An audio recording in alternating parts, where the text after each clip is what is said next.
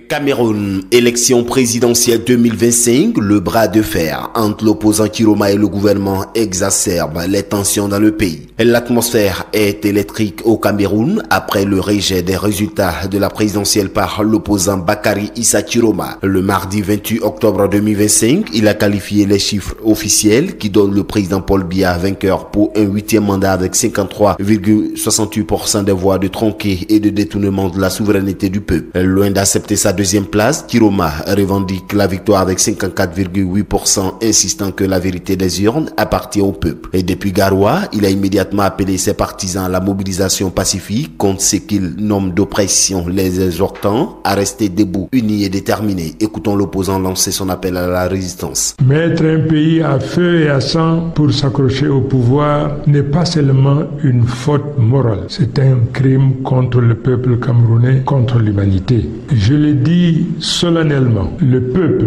ne reculera pas. Nous ne céderons ni à la peur, ni aux manœuvres. Nous restons tous mobilisés et continuerons à résister jusqu'à la victoire. Comme chez nos voisins en 2010, la légitimité triomphera de la légalité instrumentalisée. Les Camerounais doivent rester dans la compréhension et dans la conviction que personne ne viendra construire ce changement à leur place. Car je le répète, il n'y a point de dignité pour celui qui attend tout des autres.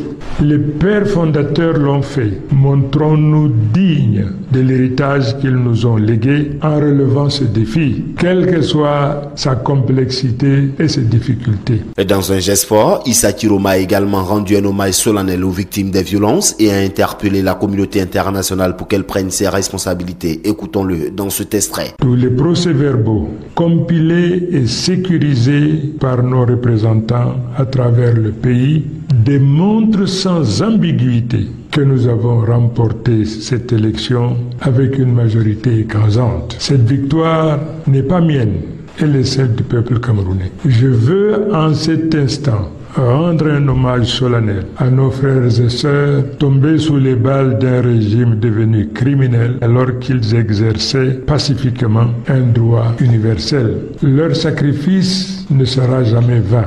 Leur sang nous rappelle que la liberté, la justice, la dignité valent plus que la peur et la répression. La communauté internationale doit désormais prendre ses responsabilités. Chacun devra répondre devant l'histoire et devant les juridictions internationales de la place où il sera tenu, du côté du peuple ou du côté de l'oppression. La riposte du gouvernement ne s'est pas fait attendre. Par la voix du ministre de l'administration territoriale Paul Atanga Oundji, l'État a accusé Chiroma de proclamation illégale et d'incitation à l'insurrection. Le ministre a fermement averti que les auteurs des messages séditieux seraient traduits en justice. On l'écoute à ce propos. Le candidat Issa Chiroma s'est autoproclamé vainqueur de ce scrutin le 14 octobre 2025 en violation des dispositions du code électoral. Dans la foulée, ses partisans ont organisé de violentes manifestations dans plusieurs localités de notre pays qui ont été maîtrisées grâce au professionnalisme des autorités administratives et de nos forces de sécurité. Ce candidat irresponsable, obsédé par l'aboutissement du projet de déstabilisation de notre pays, a lancé à travers les réseaux sociaux des appels répétés à l'insurrection populaire en demandant aux Camerounais de descendre dans la rue pour défendre sa prétendue victoire. Il est désormais clairement établi qu'en s'autoproclamant vainqueur de l'élection présidentielle du 12 octobre dernier, en violation du code électoral, le candidat Issa Chiroma s'est rendu coupable. Le ministre Paul Atanga a également martelé que l'État gardait le contrôle de la situation sécuritaire et a sommé les médias à ne pas s'associer à un projet insurrectionnel tout en assurant que l'État veillera à ce que l'ordre règne et que la paix soit préservée. Écoutons sa promesse de maintien de l'ordre. Malgré ces menaces graves à l'ordre public dans certaines localités, la situation sécuritaire du pays est globalement sous contrôle.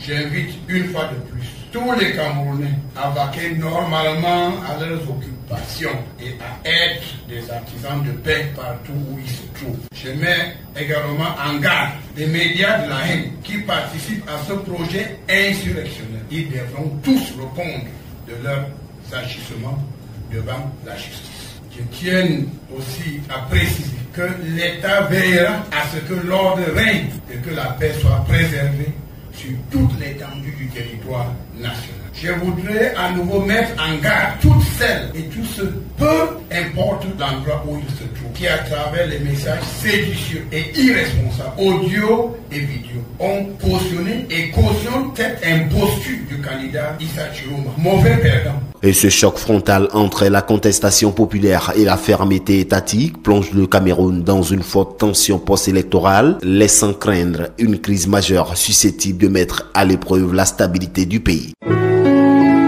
Accra, Agence Presse Radio et Audio.